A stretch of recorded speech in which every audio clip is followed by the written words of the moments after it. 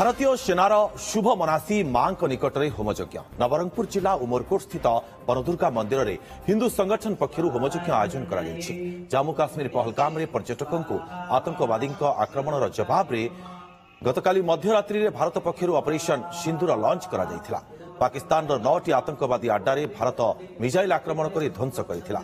एही परिप्रेक्षी में भारतीय सेनार मनोबल दृढ़ करने एवं सेनार जेपरी कौनसी क्षति न हुए से मां वनदुर्गा निकट में प्रार्थना करा जायथिला। आतंकवादी अड्डा उड़ाई आम भारत अति गर्वर विषय जहाँ भाविले ही मन पूरा रूम मन टांकुरी उठुची। भगवान सबू वीर सेना मैंने जितकी अच्छा मंगल कामना करंतु तांको विपत्ति रक्षा करंतु से आज हिंदू संगठन तरफ वन दुर्गा मंदिर होम पूजा अर्चना करथिलु। आमर आज होम यज्ञ कराइला जहाद्वारा कि आम ठाकुराणी पाखरे प्रार्थना करूँ कि आमर जवान माने केमिति दीर्घायु हुंतु आमर जवान मानकर मनोबल बढ़ाई आउ तांकर शुभ मनासी आम यही कार्यक्रम आज रखीचु।